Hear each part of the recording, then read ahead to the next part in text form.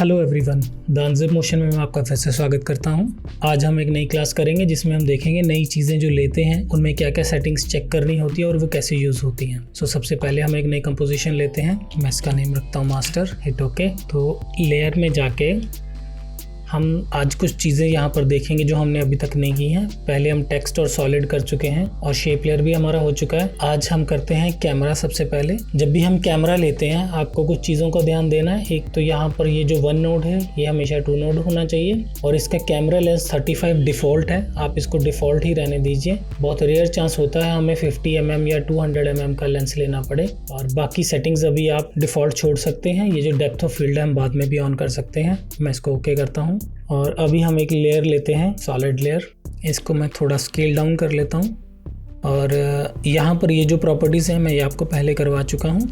Camera हमेशा 3D पे काम करता है, तो जैसे ही हम इसको 3D करेंगे तो यहाँ पर मेरे पास कुछ और ऑप्शंस आ जाएंगे। अगर मैं इनको बंद कर देता हूँ, 3D ऑन करूँगा तो यहाँ मेरे पास ज्योमेट्री ऑप्शन आ जाएगी जो कि मैं इसकी सेटिंग्स चेंज करूँगा।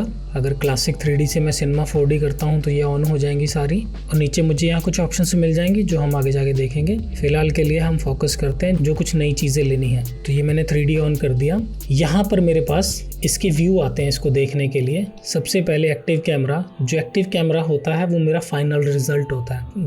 जो भी बना रहा हूँ उसका फाइनल रिजल्ट ये होगा। तो ये हमेशा एक्टिव कैमरा होना चाहिए। उसके बाद मेरे को यहाँ पर इसके 6 एंगल मिलते हैं, जैसे कि एक बॉक्स के 6 एंगल होते हैं, front, left, top, back, right and bottom. उसके बाद आप इनको चेक कर सकते हैं। अभी ये लेफ्ट है तो ये बैक हो गया, ये बॉटम है। और यहाँ पर हमें 3 अलग से मिलते हैं कस्टम व्यू। इसका फेस राइट साइड होता है, इसका मिडल में होगा एंड इसका लेफ्ट साइड पर होगा, जिस भी एंगल से आप काम करना चाहते हैं। मैं इसको दोबारा से एक्टिव कैमरा करता हूँ। यहाँ पर हमारे पास आते हैं व्यू कि आपको यहाँ पर व्यू कितने चाहिए। सबसे पहले आता है 2 व्यू हॉरिजॉन्टल, जो मैं हमेशा रखता हूँ, मेरे को फ्लेक्सिबल लगता है। लेफ्ट साइड पे आप अपना एक्टिव कैमरा रखिए, जो भी आपका फाइनल रिजल्ट होगा यहाँ पर दिखाई देगा और जो भी आप कस्टम काम करना चाहते हैं आप उस पर यहाँ पर काम कीजिए, आपका फाइनल रिजल्ट यहाँ पर आएगा। और बाकी सारे व्यू भी ऐसे ही हैं। वो हॉरिजॉन्टल था, ये वर्टिकल हो गया। 4 व्यू करूँगा तो यहाँ इसके 4 एंगल आ जाएंगे। आप चारों एंगल चेंज भी कर सकते हैं। यहाँ पर इनके नेम लिखे आते हैं। जैसे ये कस्टम व्यू है, अगर मैं इसको चेंज करके टॉप कर दूँ तो यहाँ पर टॉप हो जाएगा। और अगर आप इन चारों को रखना चाहते हैं और अपना स्पेस भी आपको बैलेंस करना है तो आप इनको चेंज कर सकते हैं, जो भी एंगल आपको परफेक्ट लगे। मोस्ट ऑफ मेरे तो यूज़ में यही आता है जो मेरे को फ्लेक्सिबल और कंफर्टेबल लगता है। और जब भी हम कैमरा लेते हैं, कैमरा हमेशा हम एक नया नल लेंगे और नल के साथ कनेक्ट करेंगे। कनेक्ट करने से पहले हम इसको 3D कर लेते हैं। नल को 3D करते ही हमें इसके कंट्रोलर मिल जाते हैं। किसी भी चीज़ को जब वो 2D है तो हमारे पास फ्लैट दिखाएगा एक एंकर पॉइंट के साथ। जैसे ही हम उसका 3D बटन ऑन करेंगे तो हमारे पास उसके एक्सिस आ जाते हैं तीनों, XYZ। तो यहाँ से कैमरा हमारा लिंक होता है, नल के साथ हम लिंक कर देंगे। और अब कुछ भी एनिमेशन डालना है हमें वो नल में डालना है। हम कैमरे में कोई एनिमेशन नहीं डालेंगे जब तक बहुत ज़्यादा ज़रूरत ना पड़ जाए। तो मैं नल में जैसे जाता हूँ तो मैं इसकी रोटेशन ऑन करूँगा और हमें XYZ की रोटेशन अलग से मिल गई है। बाकी सारी प्रॉपर्टीज़ वही हैं, बस हमें ये रोटेशन के जो 4 की हैं ये अलग से मिले हैं। तो मैं अब इसमें एक छोटी सी रोटेशन डाल के देखते हैं 2 सेकंड तक की। मान लीजिए मैं इसको कर देता हूँ 180। एन प्रेस करता हूँ, मुझे यहीं तक प्ले करना है। 0 दबाते हैं। तो ये 3D में एक लूप बन चुका है और ये ऐसी रोटेशन में घूमता रहेगा। तो यहाँ से अब हम एक लाइट लेते हैं। यहाँ पर हमें 4 तरह की लाइट मिलती है। सबसे ऊपर आप इस लाइट का नाम रख सकते हैं। लाइट हमारे ज़्यादातर काम आती है जब हम पार्टिकल्स यूज़ करते हैं तब काम आती है, और या फिर एलिमेंट 3D यूज़ करते हैं तब काम आती है। उसके अलावा बहुत रेयर चांस होता है हमें ये लाइट काम में आए। तो जैसे मैं स्पॉट लाइट लेता हूँ, मुझे इंटेंसिटी इसकी 100 रखनी है। आप इसका यहाँ से कलर चेंज कर सकते हैं। इसका cone angle and cone feather मैं दिखाता हूँ आपको कैसे काम करेंगे। यहाँ पर इसकी cast, shadow and fall off आता है। तो ओके करते हैं। तो ये हो गई हमारी लाइट ऑन। तो अब हम लाइट की प्रॉपर्टी में चलते हैं। यहाँ से भी आप लाइट को चेंज कर सकते हैं, आपको कौन सी लाइट लेनी है। तो यहाँ पर जो हमारे पास था इसका कॉन एंगल, अब ये 32 था तो मैं इसको ज़्यादा कर देता हूँ। तो ये इसके एजेस में जो फेदर आ रहा है आप उसको कम ज़्यादा कर सकते हैं। ये ऑब्जेक्ट जब इस लाइट के सामने आएगा तभी विजिबल होगा, नहीं तो नहीं होगा। छोटा सा हम एनिमेशन इसमें डाल के देखें। या तो ऑब्जेक्ट लाइट के सामने है या फिर लाइट को ट्रैवल करना पड़ेगा ऑब्जेक्ट के पास जाकर। एक चीज़ मैं और बताता हूँ,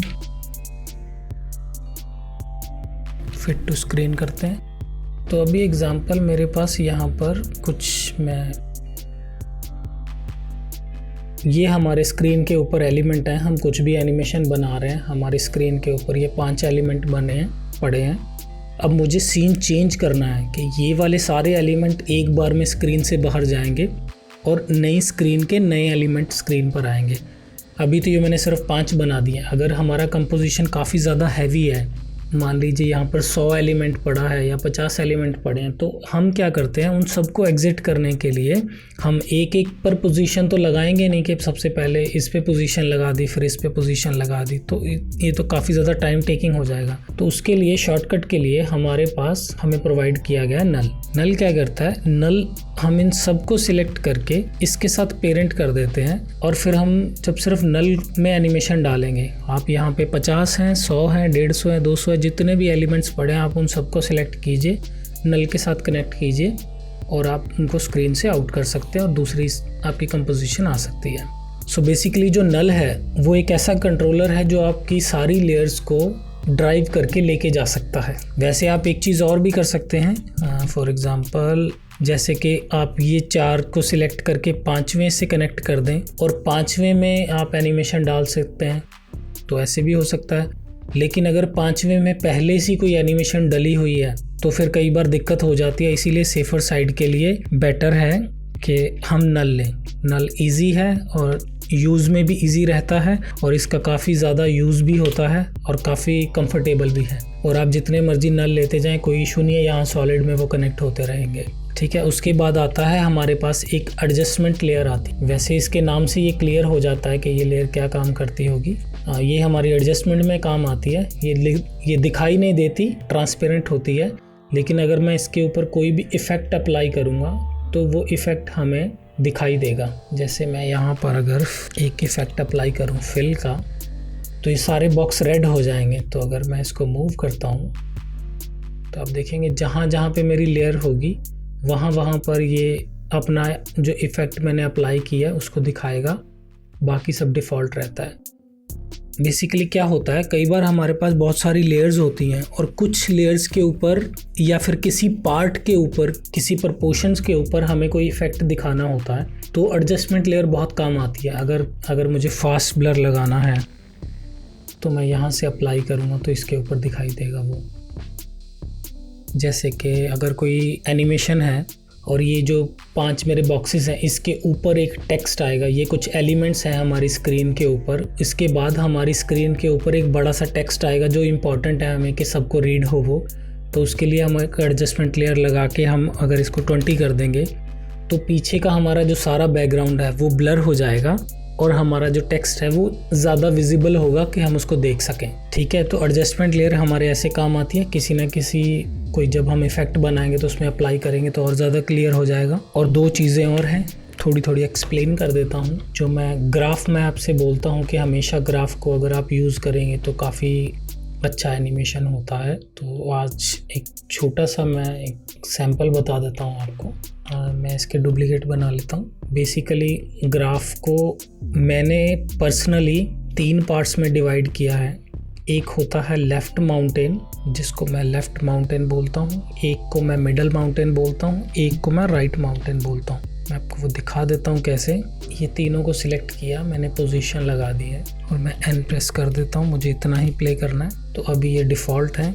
एक मैंने आपको छोटा सा शॉर्टकट बता रखा था, आप जस्ट F9 प्रेस कर दीजिए तो ये स्मूथ हो जाएंगे और ये जो आइकन्स हैं हमारे, जो की फ्रेम है, इनकी शेप भी चेंज हो जाएगी। तो जो सबसे पहला है हमारा ये वाला, इसकी मैं पोजीशन पे क्लिक करूँगा। जैसे मैं पोजीशन पे क्लिक करता हूँ, इस कॉम्प पे, इस लेयर पर जितने भी की लगे होंगे सारे एक बार में सेलेक्ट हो जाते हैं। उसके बाद ये ऑप्शन है हमारे पास ग्राफ एडिटर का। जैसे आप इसको ऑन करेंगे, कई बार ऐसा होता है यहाँ पर वैल्यू ग्राफ होता है, ये वाला होगा आपके पास, आप उसको स्पीड ग्राफ कर सकते हैं। तो मैं पर्सनली इसको 3 माउंटेन में रखता हूँ ग्राफ को।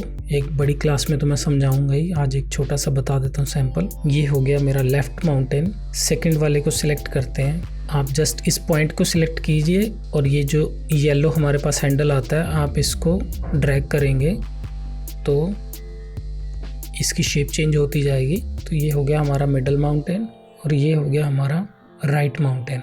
अभी एक चीज़ और है, तीनों जो बॉक्स है उनके चलने का पॉइंट एक ही है 0 सेकंड और उनके पहुंचने का पॉइंट एक ही है 2 सेकंड। लेकिन अगर मैं इसको 1 पे क्लिक करूं तो ये तीनों अलग अलग जगह पे दिखाई देंगे। उसका रीज़न यही है कि मैंने जो माउंटेन बनाए हैं उनमें मैंने फेरबदल कर दिया है। किसी का कम है, किसी का ज़्यादा है, किसी का मिडल है। जो हमारा फर्स्ट वाला है इसको मैंने बताया है कि स्टार्टिंग में ही तुम अपनी स्पीड अप रखना, उसके बाद तुम स्लो डाउन हो जाना। जो मिडल वाला है इसको मैंने बताया नॉर्मली स्टार्ट होना है, मिडल में जाके फास्ट होना है, उसके बाद फिर नॉर्मली लैंड कर जाना है। और जो थर्ड वाला है उसको मैंने बताया नॉर्मली चलना और एंड में जाके फास्ट होना है। इसको ब्रीफ में भी हम करेंगे। फ़िलहाल के लिए आप इतने चीज़ों का ध्यान रखिए कि सिर्फ 3 माउंटेन होते हैं जो एनिमेशन को स्मूथ बनाते हैं और अकॉर्डिंग टू हमारी एनिमेशन वो यूज़ हो जाते हैं। तो ये था ग्राफ का एक बेसिक। एक चीज़ और है, मैं इनको डिलीट करता हूँ, एक नई कंपोजिशन ले लेते हैं। इसमें मुझे आपको बताना है कि कोई भी स्क्रिप्ट कैसे अप्लाई होती है। अगर मैं कोई भी एक बॉक्स लेता हूँ तो अगर मुझे कोई भी स्क्रिप्ट अप्लाई करनी है तो आपको क्या करना है, आपने जैसे पोजीशन में अप्लाई करनी है स्क्रिप्ट या फिर स्केल पर, रोटेशन पे, ओपेसिटी पर, किसी पर भी या एंकर पॉइंट पर भी, तो आपको जस्ट कंट्रोल और अल्ट दबाना है और ये जो स्टॉप वॉच है इस पर क्लिक करना है। जैसे ही आप क्लिक करेंगे यहाँ पर ये दोनों रेड हो जाएंगी और यहाँ पर हमें स्क्रिप्ट मिलती है। और यहाँ पे ऐड ऑन पे जाके यहाँ पे हमारे पास सारे स्क्रिप्ट के बंडल हैं जो हमें यूज़ करने हैं। ये सारे काफ़ी प्रॉपर्टीज़ हमें देते हैं, आप इनको चेक कर सकते हैं। एक प्रॉपर्टी आपको अप्लाई करके दिखाता हूँ। जैसे हम इसको यहाँ पे रखते हैं, पोजीशन लगाते हैं, फ्रेम 1 पे जाएंगे और यहाँ पर आ जाएंगे। और अब मैं क्या चाहता हूँ, ये एक बार मैं दोबारा चाहता हूँ कि ये वाला यहाँ पर आ जाए। तो इसके लिए मैं इसी का कॉपी करके यहाँ पेस्ट कर देता हूँ। तो अभी मेरा एनिमेशन बन गया कि ये राइट साइड जाएगा, वहाँ पे टक करेगा और दोबारा वापस आएगा। तो अब मैं क्या करता हूँ, यहाँ पर इस बटन पे क्लिक करेंगे, प्रॉपर्टी में जाता हूँ। यहाँ पर मेरे पास लूप आउट का ऑप्शन है। मैं जैसे ही इसको क्लिक करूँगा तो यहाँ मेरे पास यहाँ पे लूप आउट की एक स्क्रिप्ट लग जाती है और मैं जस्ट नॉर्मल इसको छोड़ दूँगा। और अगर अब मैं प्ले करूँगा तो ये लूप में चलता रहेगा, जबकि मेरे की यहाँ पर सिर्फ 3 ही थे। ये जितनी लंबी आपकी ड्यूरेशन होगी, जितनी लंबी आपने कंपोजिशन ले रखी है, ये तब तक प्ले होता रहेगा। स्क्रिप्ट हमारे यहाँ काम आती है। आपको सिर्फ 2 या 3 की लगाने हैं, उसके बाद आपको स्क्रिप्ट अप्लाई कर देनी है और फिर वो थ्रू आउट द टाइमलाइन वो चलता रहेगा। जो फेमस या फिर यूज़फुल स्क्रिप्ट्स हैं वो मैं आपको एक दिन पूरी लिस्ट बता दूंगा जो यूज़ होती हैं। स्क्रिप्ट का एक और इशू है, इसको बहुत ध्यान से यूज़ करना पड़ता है। अगर एक छोटा सा भी कॉलम, जैसे छोटा सा भी अगर मैं इसको यहाँ से डिलीट कर दूँ तो यहाँ पर मुझे एक एरर देखने को मिलेगा और ये जो मेरा एनिमेशन है ये काम नहीं करेगा। इसके जो स्पेशल कैरेक्टर होते हैं वो छोटे छोटे होते हैं, कई बार डिलीट हो जाते हैं, हमें पता भी नहीं चलता। उन चीज़ों का ध्यान रखना पड़ेगा। अगर एक भी डिलीट होता है तो स्क्रिप्ट काम नहीं करती है। तो ये था स्क्रिप्ट का। तो आज की क्लास में यही चीज़ें मेरे को आपको बतानी थी, क्योंकि आगे चल के जब भी मैं कोई प्रोजेक्ट स्टार्ट करूँगा, कोई एनिमेशन बनाऊँगा, तो मेरे को पहले ये पता होना चाहिए कि ये चीज़ें मैं आपको बता चुका हूँ। अगर आपको स्पेशल किसी चीज़ के बारे में एक्स्ट्रा पूछना है तो आप मुझे कमेंट करके बता सकते हैं। अगर आपको ये वीडियो हेल्पफुल लगा तो प्लीज़ सब्सक्राइब माई चैनल। अगली वीडियो मैं जल्दी लेके आऊँगा। Till then, bye bye.